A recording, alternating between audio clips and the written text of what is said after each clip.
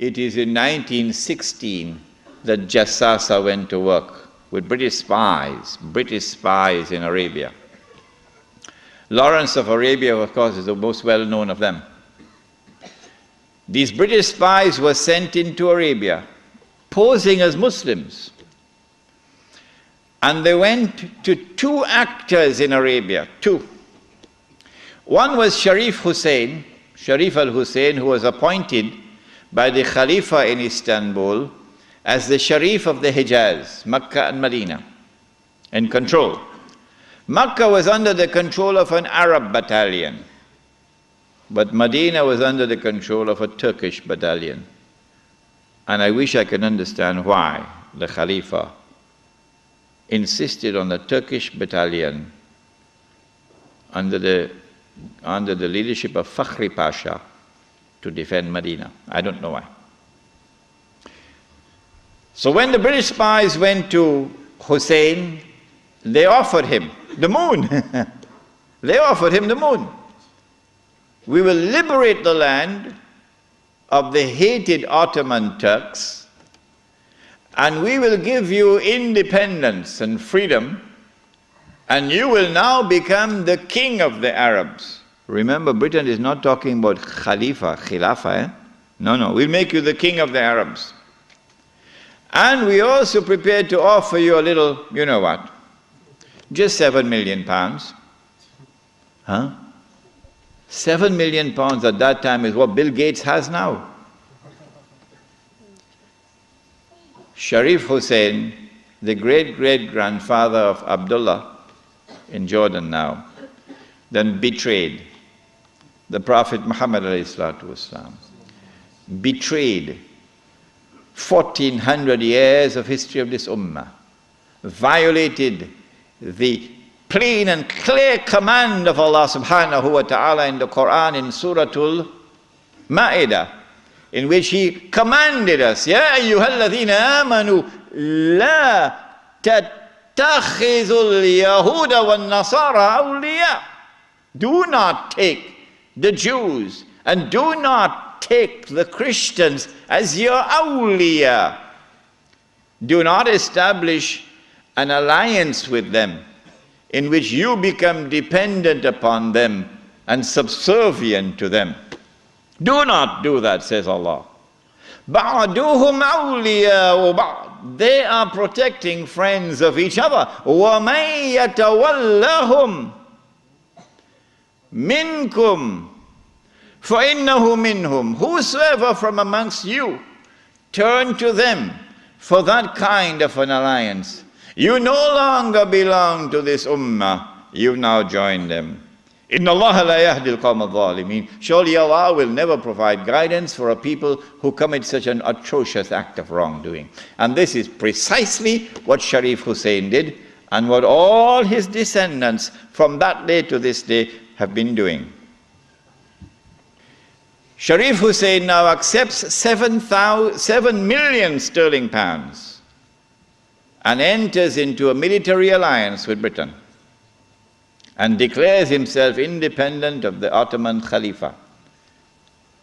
Once the Khilafah in Istanbul had lost control of Mecca and Medina, had lost control of the Haramain, had lost control of the Hajj, you pull the carpet, you pull the rug from underneath the feet of the Khalifa. His Khilafah is now losing legitimacy. Can anyone be Khalifa? Can you appoint a Khalifa here in downtown Lakemba? Can Mullah Umar have been recognized as the Khalifa? No, why not? Because when the Hajj comes, Amirul Mu'mineen Mullah Umar will have to apply for a Saudi visa to perform the Hajj. Huh? And if the Saudis reject the visa, the Khalifa can't perform the Hajj. All right? And so the British calculated, if we can wrest control of the Haramain and the Hajj away from the Khalifa in Istanbul, then the legitimacy of his Khilafah will begin to crumble. And so this was 1916. The British spies then went to the second actor in the Arabian Peninsula. I mean, Britain has a PhD in deception. If you want to destroy the Khilafah, okay, you have to make sure that it cannot be restored. How can you take the entire world of Islam with so many ulama and ensure that not only is the Khilafah destroyed, but it cannot be restored? That's a tall order. How to do it? The answer is, you not only have to liberate the Haramain from the control of the Khalifa in Istanbul, but you have to put it in the control of those who will not themselves claim the Khilafah and will not allow anyone else to claim the Khilafah. And so long as these people keep control of the Haramain and the Hajj, the Khilafah can never be restored. Simple, isn't it? Simple, isn't it? And so that was why they had to make the trip to Riyadh to meet, what's his name? Abdul Aziz Ibn Saud. Correct name? Of course it's the correct name. Why are you afraid to mention it?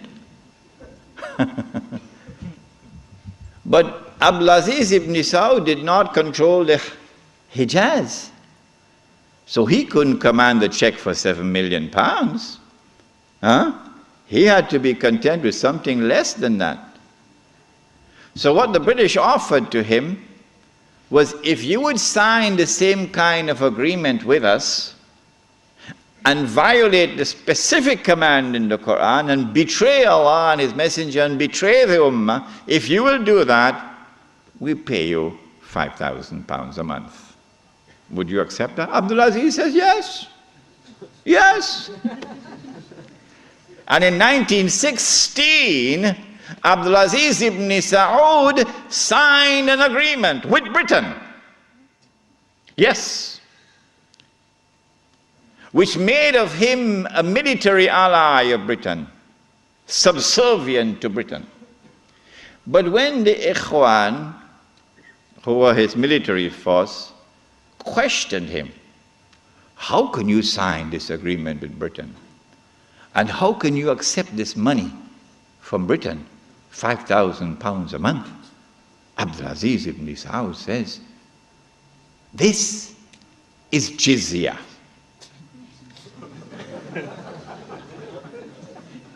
Jizya is what they pay to me because I control them.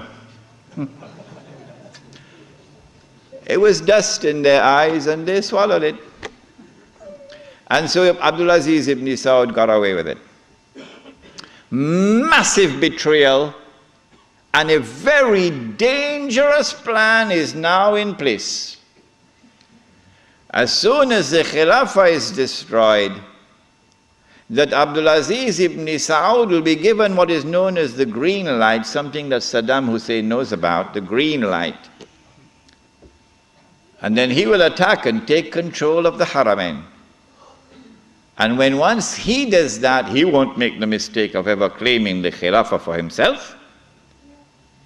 And he will never allow anyone else to claim the Khilafah, because no one else can take the control of the Hijaz and the Haramain from them, because they are supported by Britain.